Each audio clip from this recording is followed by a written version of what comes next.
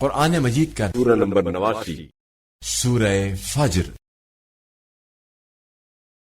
شروع کرتا ہوں اللہ کے نام سے جو بڑا مہربان نہایت رحم والا ہے۔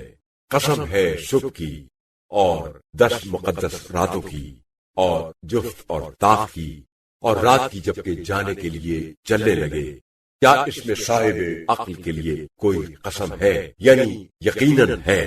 کیا آپ صلی اللہ علیہ وآلہ وسلم نے نہیں دیکھا کہ آپ صلی اللہ علیہ وآلہ وسلم کے پروردگار نے قوم عاد کے ساتھ کیا کیا، یعنی ستونوں والے ارم کے ساتھ جن کا مثل دنیا کے شہروں میں پیدا نہیں کیا گیا، اور قوم سمود کے ساتھ کیا کیا جنہوں نے وادی میں چٹانیں تراشی تھیں اور عمارتیں بنائی تھیں، اور فرعون میخوں والے کے ساتھ کیا کیا۔ ان لوگوں نے شہروں میں سرکشی کی تھی اور ان میں بہت فساد پھیلایا تھا، تو آپ صلی اللہ علیہ وآلہ وسلم کے پروردگار نے ان پر عذاب کا کوڑا برسایا۔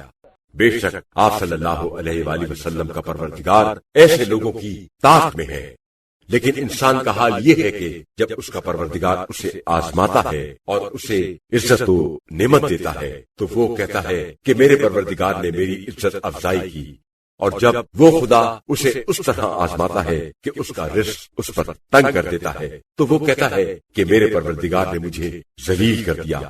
ہرگز نہیں، بلکہ تم لوگ یتیم کی عزت نہیں کرتے اور مسکین کو کھانا کھلانے پر ایک دوسرے کو آمادہ نہیں کرتے، اور وراثت کا سارا مال حلال و حرام سمیٹ کر کھا جاتے ہو، اور تم مال و منال سے بہت زیادہ محبت کرتے ہو۔